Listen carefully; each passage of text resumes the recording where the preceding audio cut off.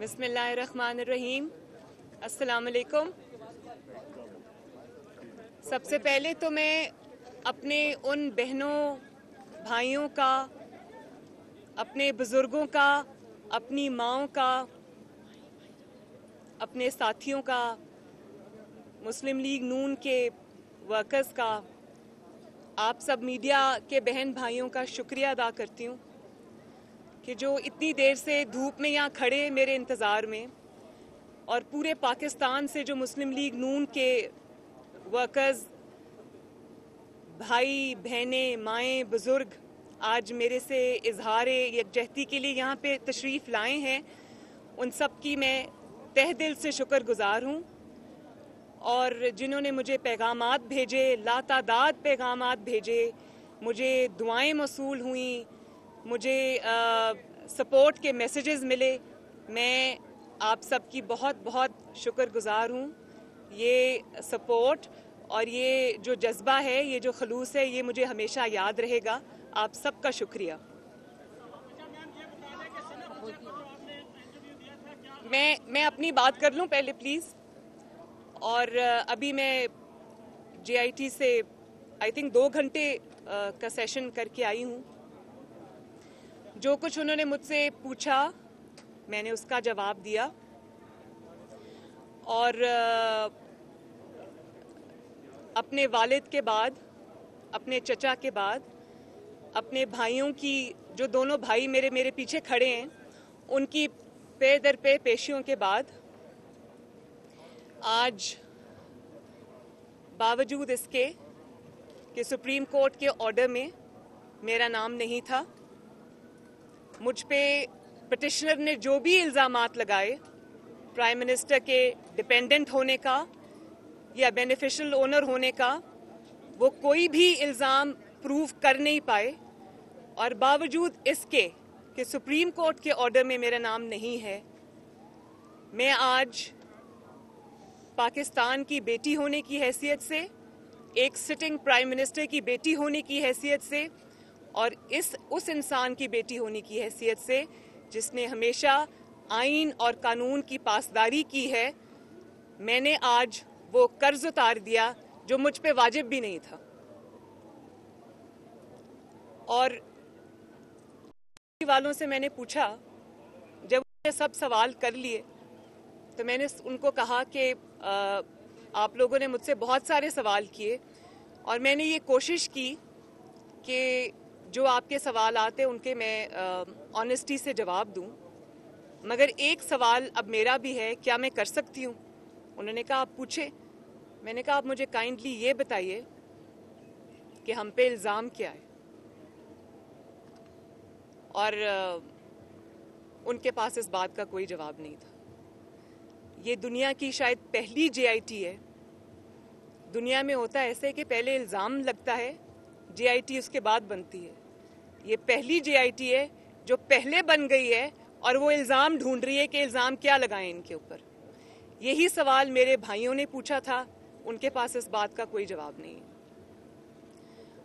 और मुझे इस बात की खुशी है, वज़ीर आज़म नवाज शरीफ के लिए इससे ज़्यादा फ़ख्र की और क्या बात हो सकती है कि इल्ज़ाम लगाने वालों को, उनके लिए जो इल्ज़ामात मिले वो उनके ज़ाती कारोबार से मुतल्लिक थे, उन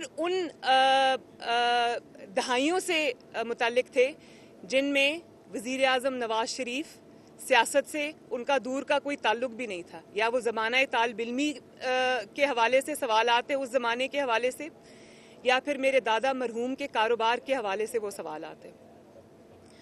और वज़ीर आज़म नवाज शरीफ के लिए मैं समझती हूँ ये फ़ख्र की बात है कि 2 दफ़ा वो चीफ मिनिस्टर रहे, तीसरी दफ़ा वो वज़ीर आज़म हैं। इल्ज़ाम लगाने के लिए उनके पास इन तीनों अदवार की एक बात भी नहीं है। उन्होंने जितने भी माशाअल्लाह बड़े बड़े प्रोजेक्ट्स हैं पाकिस्तान के अंदर, चाहे वो मोटरवे हो, चाहे वो CPEC हो, चाहे वो बिजली के मंसूबे हो, या वो कुछ भी हो, उस पे अल्हम्दुलिल्लाह पाकिस्तान मुस्लिम लीग नून की मोहर है, उस पर नवाज शरीफ की मोहर है। और उन सब प्रोजेक्ट्स में से एक पाई की करप्शन तो दूर की बात, वो कभी इल्ज़ाम भी नहीं लगा सके। तो इससे ज़्यादा मुस्लिम लीग नून के लिए, एक फैमिली के लिए, वज़ीर आज़म के लिए, एक मुल्क के लिए इससे ज़्यादा फ़ख्र की बात और कोई नहीं हो सकती।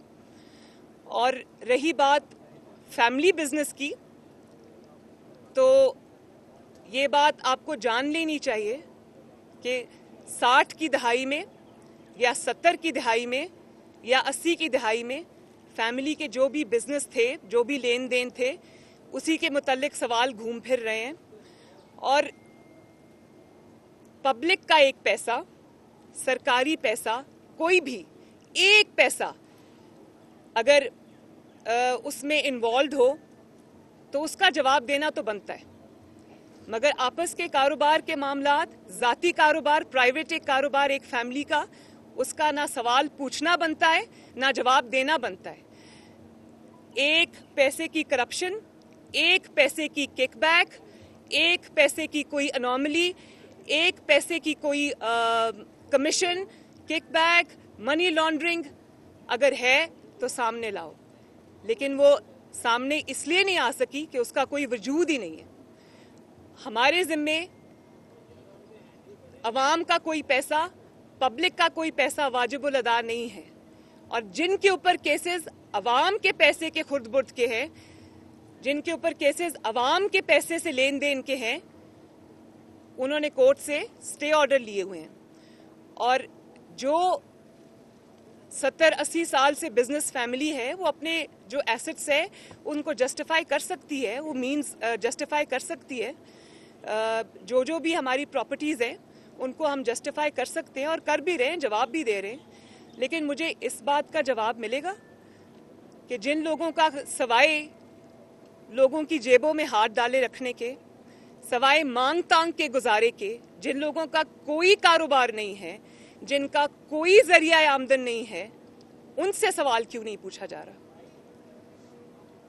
और अगर कोई शख्स ये कहता है कि मैं उनको रुलाऊंगा, तो वो ये सुन ले कि झुकाने की और रुलाने की ताकत सिर्फ और सिर्फ अल्लाह ताला के पास है। अल्लाह ताला ने किसी इंसान की को ये ताकत नहीं दी, किसी इंसान की वो हैसियत नहीं है, किसी इंसान की वो औकात नहीं है कि वो किसी को या झुकाए या रुलाए। और हमने, क्योंकि हम हुक्मरान हैं, हुक्मरान फैमिली से ताल्लुक़ है, तो हुक्मरान का जो एहतसाब है, जो हुक्मरानी का एहतसाब है, वो बहुत कड़ा होता है अल्लाह ताला के दरबार में। तो हम तो जवाब दे रहे हैं, दे चुके हैं और बार बार दे चुके हैं। ये कोई पहला एहतसाब नहीं है, ये 5वां एहतसाब हो रहा है हमारा। 5 महीने सुप्रीम कोर्ट में केस चला, अब 70 दिन JIT को हो गए, तो हम तो जवाब दे रहे हैं।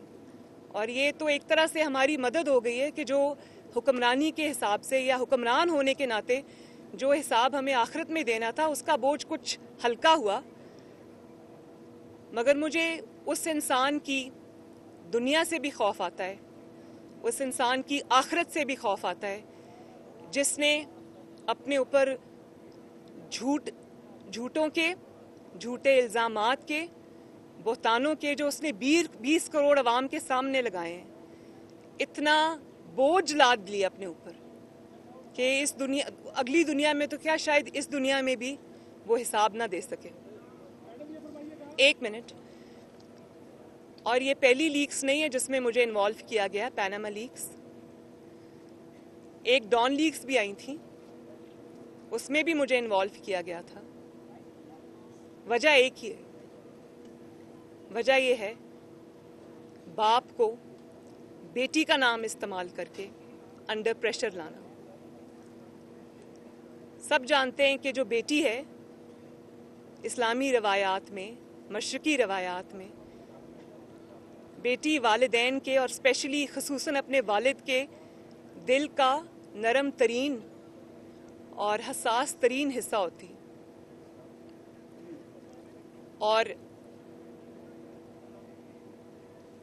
नरम तरीन हिस्सा अगर वो वालिद के दिल में हो तो वो फातिमा तो ज़हरा की तरह होती है, اگر وہ علم اٹھا کے میدان میں آ جائے تو وہ بی بی زینب کی طرح ہوتی ہے. نواز شریف کی بیٹی کو اس کی کمزوری سمجھنے والے نواز شریف کی بیٹی کو انشاءاللہ اس کی طاقت پائیں گے.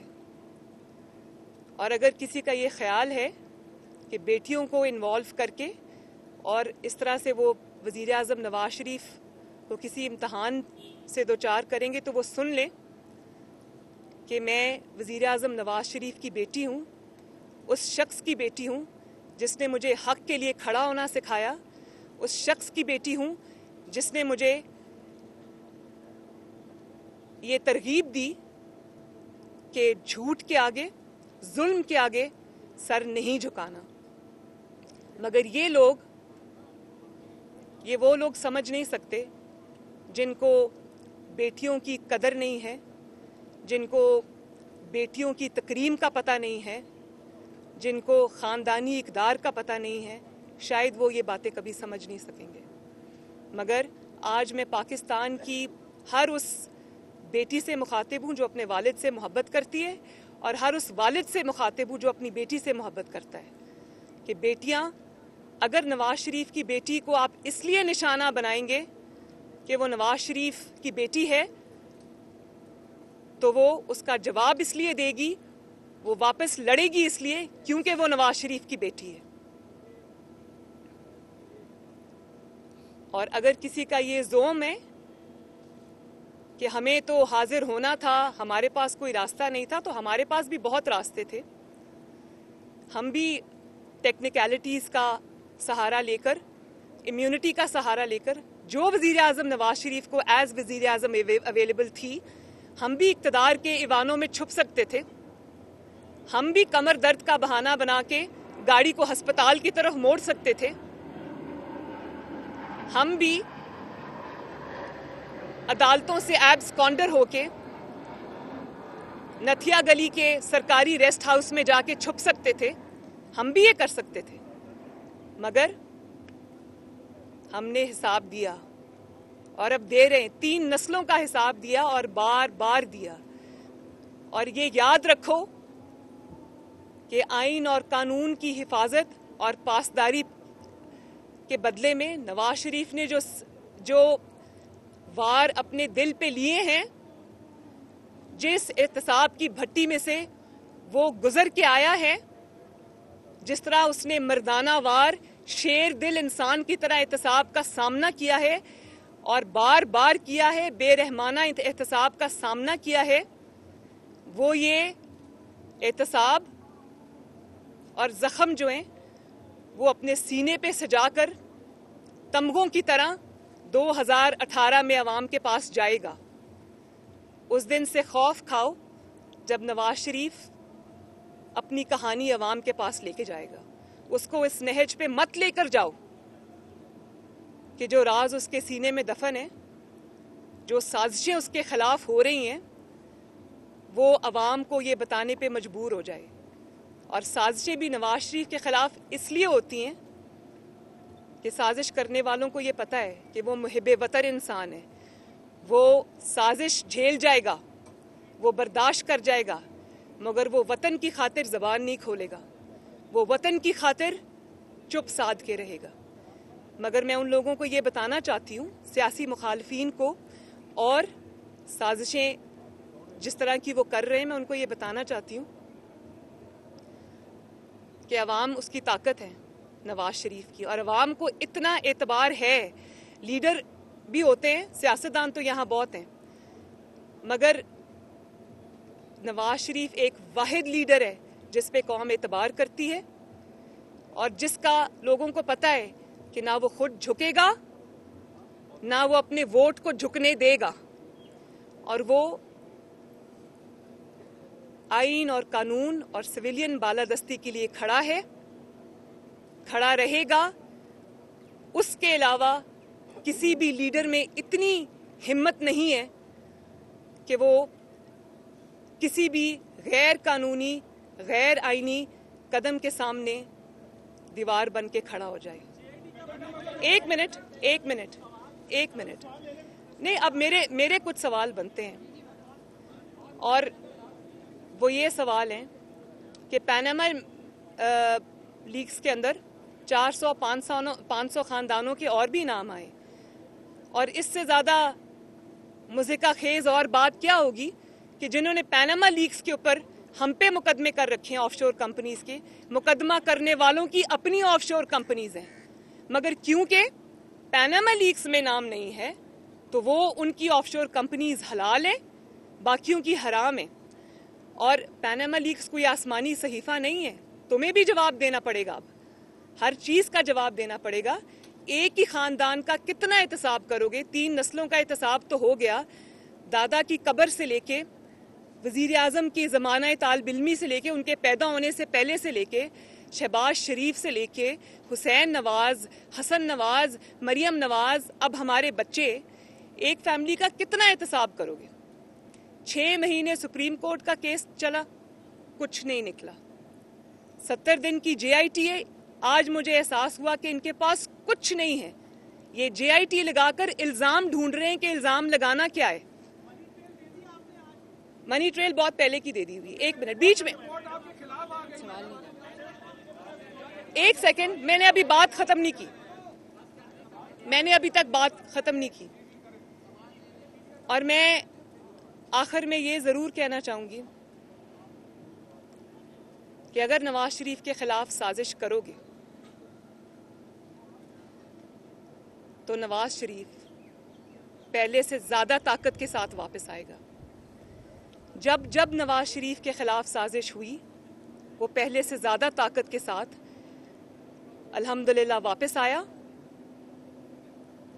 اور وہ پاکستان کا ایک واحد شخص ہے جس کو پاکستان کے عوام نے اور اللہ تعالیٰ نے تیسری دفعہ وزیر اعظم بنایا۔ اب اگر اس کے خلاف سازش کی، باز نہیں آئے، تو وہ 4تھی دفعہ بھی وزیر اعظم بنے گا، 5ویں دفعہ بھی وزیر اعظم بنے گا۔ روک سکتے ہو تو روک لو، روک لو نواز شریف کو، ورنہ روک لو نواز شریف کو، ورنہ پاکستان سے دہشت گردی کا مکمل خاتمہ ہو جائے گا۔ روک لو نواز شریف کو، ورنہ بجلی کے منصوبے مکمل ہو جائیں گے۔ روک لو نواز شریف کو، ورنہ لوڈ شیڈنگ ختم ہو جائے گی۔ روک لو نواز شریف کو، ورنہ سڑکوں کے جال بچھ جائیں گے۔ روک لو نواز شریف کو، ورنہ سی پیک مکمل ہو جائے گا۔ روک لو نواز شریف کو، ورنہ وہ 2018 کا الیکشن جیت جائے گا۔ شکریہ۔